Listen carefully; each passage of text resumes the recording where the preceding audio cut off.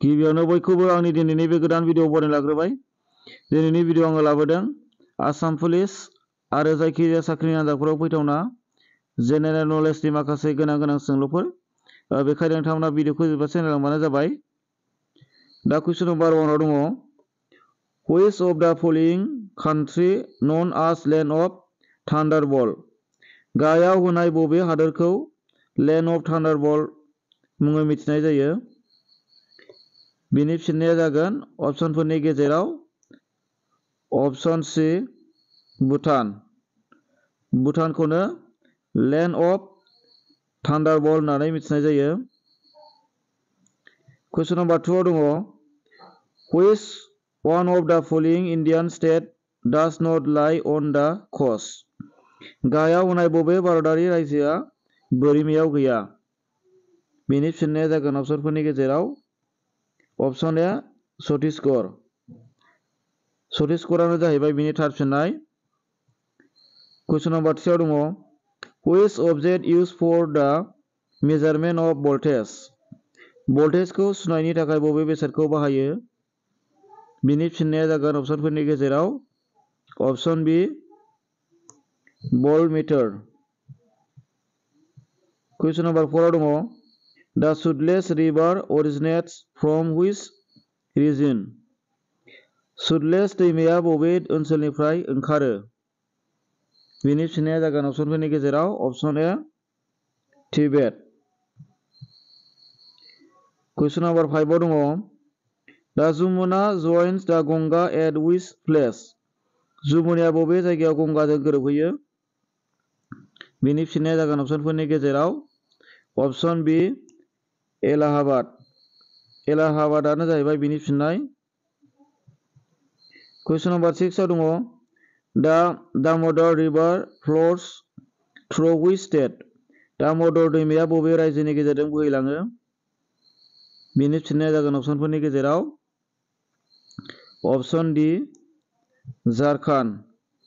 झारखंडआनो जाहैबाय बिनि थार फिननाय। कुइसन नम्बर 7 आव दङ Which was Swachh Bharat mission launched in India? स्वच्छ भारत मिशनखौ भारतआव माब्ला जुरिजेनदोंमोन? बिनि फिननाया जागोन अपसनफोरनि गेजेराव अपसन ए 2014। कुइसन नम्बर 8 आव दङ Which city has recently got the tag of World Craft City? बबे सोहोरा बावैसो वर्ल्ड क्राफ्ट सिटीनि टेग मोनदों? बिनि फिननाया जागोन अपसनफोरनि गेजेराव अपसन बी श्रीनगर। कुइसन नम्बर 9 आव दङ Intensity of earthquake shocks is measured by? बांग्रिं मावनायनि गोख्रैथिखौ माजों सुनाय जायो? बिनि फिननाया जागोन अपसनफोरनि गेजेराव अपसन सी सिस्मोग्राफ। कुइसन नम्बर 10 आव दङ Which object used to see the level of sea? लैथोनि थाखोखौ नायनो थाखाय बबे बेसादखौ बाहायो? बिनि फिननाया जागोन अपसनफोरनि गेजेराव अपसन ए पेरिस्कप। पेरिस्कपआनो जाहैबाय बिनि थार फिननाय। कुइसन नम्बर 9 आव दङ The Indravati river is a tributary of which river? इन्द्रवती दैमाया बबे दैमानि दालाय दैसा? बिनि फिननाया जागोन अपसनफोरनि गेजेराव अपसन डी गोदावरी। कुइसन नम्बर 12 आव दङ Which river is also called the Red River of India? बबे दैमाखौ भारतनि गोजा दैमा बुंनाय जायो? बिनि फिननाया जागोन अपसनफोरनि गेजेराव अपसन बी ब्रह्मपुत्र। कुइसन नम्बर 13 आव दङ The Pushkar Camel Fair is held in which Indian state? Pushkar उट मेलाखौ बबे भारतारि रायजोआव खुंनाय जायो? बिनि फिननाया जागोन अपसनफोरनि गेजेराव अपसन ए राजस्थान। कुइसन नम्बर 14 आव दङ The Kumbh Mela is celebrated in how many cities of India? Kumbh मेलाखौ भारतनि मोनबेसे सोहोराव फालिनाय जायो? बिनि फिननाया जागोन अपसनफोरनि गेजेराव अपसन बी 4 भारतनि मोनब्रै सोहोराव फालिनाय जायो। कुइसन नम्बर 5 दङ who was the first editor of Assamese magazine Jonaki Asomiya लाइसि जनाखिनि गिबिसिन सुजुगिरिया सोरमोन बेनि फिननाया जागोन अपसनफोरनि गेजेराव अपसन सि चंद्र कुमार आगरवाला कुइसन नम्बर 16 दङ हु वाज नोन एज बिहगी कवि सोरखौ बिहगी कवि मुङै मिथियो बेनि फिननाया जागोन अपसनफोरनि गेजेराव अपसन बी रघुनाथ चौधुरी चौधुरीयानो जाहैबाय बेनि फिननाय कुइसन नम्बर 17 दङ हु वाज द first secretary of Assam Sahitya सभा असम साहित्य सभानि गिबि नेहाथारिया सोरमोन बेनि फिननाया जागोन अपसनफोरनि गेजेराव अपसन सि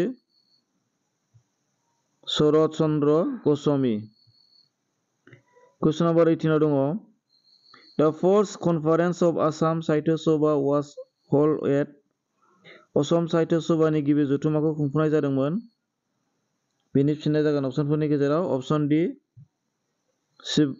शिवसागर असम साहित्य सभानि गिबि जथुम्माखौ शिवसागराव खुंफुंनाय जादोंमोन कुइसन नम्बर 19 दङ in which year Bhupen Hazarika was award with Dada Saheb Phalke award बबे बोसोराव भूपेन हाजरिकाखौ दादा साहेब फाल्के बान्था मोननो हादोंमोन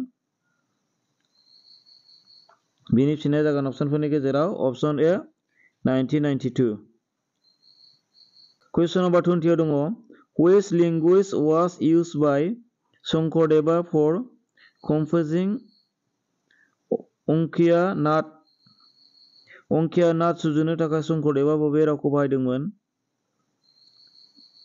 बेनि फिननाया जागोन अपसनफोरनि गेजेराव अपसन सि ब्रजाबली दिनैनि भिडिअआ बेखिनियानो भिडिअखौ जोबजासे नायनायनि थाखाय साबायखर आरो उननि भिडिअआव लोगो मोनलायफिनगोन भिडिअखौ लाइक खालामनो होबानो जाबाय लोगोफोरनो शेयार खालाम आरो चेनेलाव गोदानबा चेनेलखौ साबस्क्राइब खालामबानो जाबाय आरो सोरबाफोर आंनि जेएम बड' स्टाडि वाट्सएप ग्रुपआव जयन जायाखैबा डिसक्रिप्शनाव लिंक दङ लिंकआव थानानै जयन जानो हागोन पिडिएफखौ वाट्सएप ग्रुपआव हरनाय जागोन गोजोनथोंसै थेंक इउ